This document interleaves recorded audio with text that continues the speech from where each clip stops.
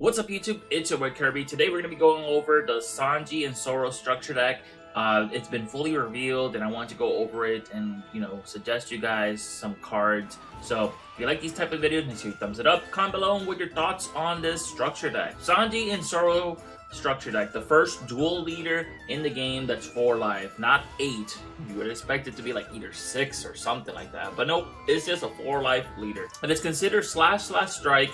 So you can kill Buggy, you can kill Luffy with it. So greatest weakness if you run both of them in the deck. Alright, so Sanji and Zoro's effect is basically Dawn ×1 when attacking. You may return a 2 cost or higher character to the owner's hand. So this is very vague because it's not saying yours or anything like that. So it could be your opponent, I'm assuming. And then you can unrest a character that's 7,000 or below. Really strong ability. It's basically red-green Luffy, but just better. So there are cards that work with this structure deck, so we're going to be going over that really quick. Alright, so Barrage Shot.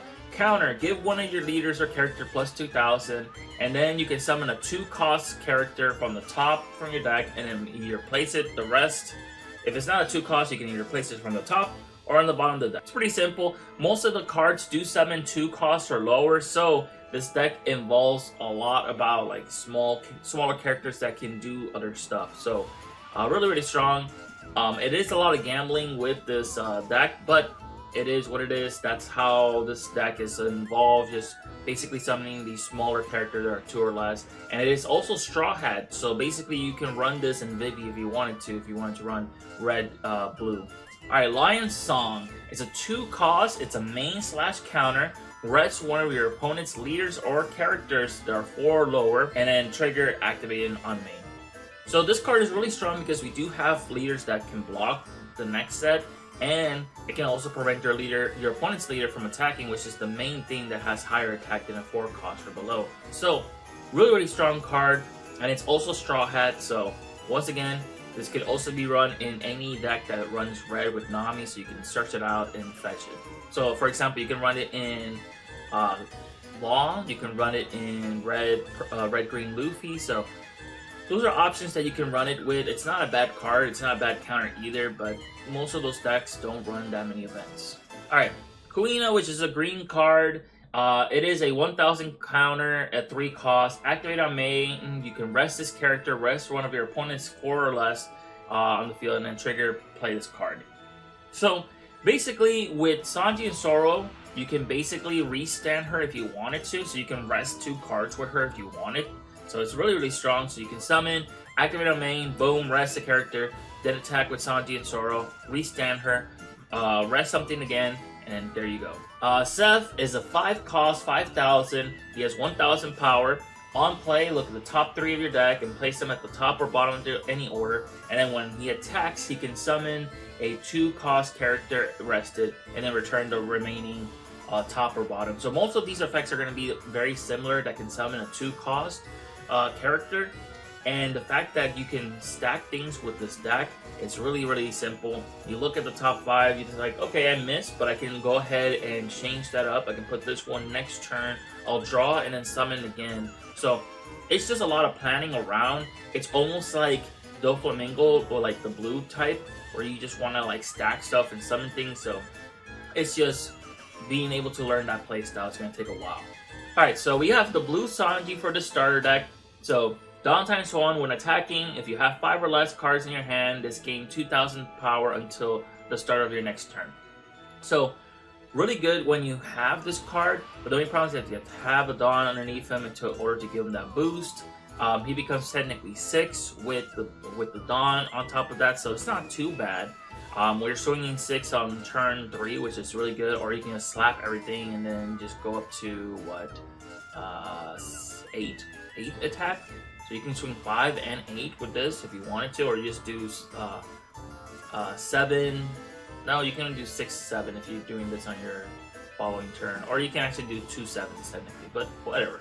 But you get the point. So this card is not too bad. It just doesn't have any counter power, but it does have the 2-cost requirement that it can be summoned with Seth and Kuina and all these other ones. So it's not a bad card. It just doesn't have counter power. Zoro, hands down, this card looks amazing. This one is for sure going to be used in other decks for sure. It is a 4 cost, 6,000 power. It's Straw Hat Slash. Dawn times 1 when attacking, rest one of your opponent's characters with 6 or less power. So really, really good. You can run this in basically any other deck that's very generic. So this is a very strong card. I can see this also being run in Perona if you wanted to, because Perona rests cards. So you can like put this in that deck if you wanted to. But really good card. I would say probably the best card in the set is definitely Zoro. Next on our list, we do have a Pudding, which is basically a 2k counter, and then activated by main, you can return it back to your owner's hand. So you can technically summon this card with Zev and then just add it to your hand, so you technically get an extra draw and a 2k counter, so it's not bad. It doesn't stay rested on the field, so you can summon her and then bounce her back to your hand, so that way you have the 2k counter and you technically got an extra card. So it's not too bad, but it's just meant to be used as a 2k counter. This thing is not going to be able to attack at all. The next super rare is basically Yvonne. On play, reveal the top card of your deck.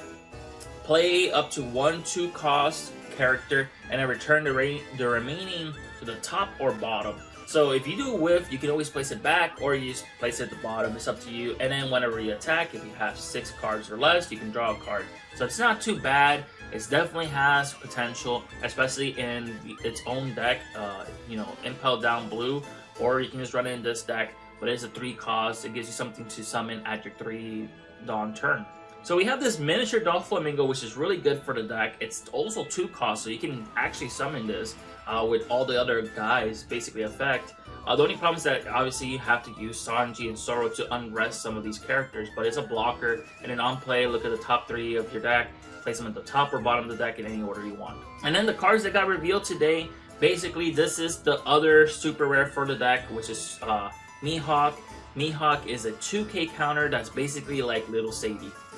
Now, when I mention it's like Little Sadie, it's basically on play, if you have 2 or less characters, play up to 1 4 cost or lower, something kingdom, I cannot say that, or slash trait character other than Mihawk himself, and then rest it. So it's Little Sadie basically. It has the same status of 2k, and it's also higher than Little Sadie's actually. Little Sadie's 3, he's actually 4, so way better stats than Little Sadie. So the next 2k counter is Rika, which is an East Blue character, 2000 counter. On play, Dawn times 2. If your opponent has 3 or more lives, set one of your slash trait characters with 4 or less as active, which is really strong, to be honest. I know one of my viewers were saying on TikTok you can do this with Cracker. The only problem with Cracker is that it turns off as soon as your opponent has like more life or less life than you. So you can still do it. You can restand Cracker for sure, but I mean, we'll have to see how this card plays out, but it is a 2k counter for sure. And then Yosaku and Johnny. To be honest, I wish these 2 characters will come back into the anime. I loved them when they were in the anime, and it sucks that they just completely disappeared. So I asked my friends, like, they're way ahead. It's like, hey, do they ever come back? I'm like, nope, they don't bother coming back. So who knows where they at? Maybe they're great swordsmen, or who knows? So its effect is Dawn times 1. When attacking, choose the following effect. Rest one of your opponent's 2 costs or lower, or KO a 2 costs or lower. Decent card. It's not like super great, but at least it has some decency where it can still do either resting or KOing. So I like that. And then we have a Perona, which is also a Thriller Bark. You can basically summon this with Mihawk if you wanted to. So you can go Mihawk, summon her, and you basically have a play right there. So actually, is Mihawk going to be used in Perona? Like, I'm not trying to outshine this starter deck, you know, profile thing, but I feel like these cards are just going to be good in Perona. So, like, you can run Mihawk, and then you can run the vanilla Perona if you wanted to. So, yeah.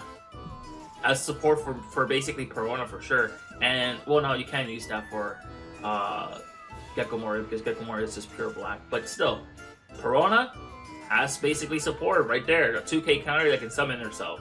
Bandai, whoever you hired for this artwork went damn hard on this damn fish. Like, straight up, they did not have to go this hard on a vanilla. Like, I've never seen a artwork for a fish this amazing until now. Hands down, 10 out of 10. We'll fish it. Alright. And then we have another vanilla card, which is a 2 cost, 4,000, 1,000 attack. It's alright. Alright, so overall, for sure you want to run Perona and you want to run Dofi in this deck. It's very needed for sure to be able to stack your deck and be able to summon cards. So Perona is going to be a 4-off, Dofi is going to be a 4-off, the blue one, the blocker one, it's going to be for sure needed for this. Alright, so if you like this video, make sure you thumbs it up, comment below on what you think about this structure deck. I think it's alright. It's not like super great, but I feel like there's things that we're missing that are good in our support that I haven't seen. But I think there's potential for sure. There's obviously cards that support the Perona deck, like the Mihawk and Perona herself, which I have to pick up like probably 4 of them now because I want to play Perona.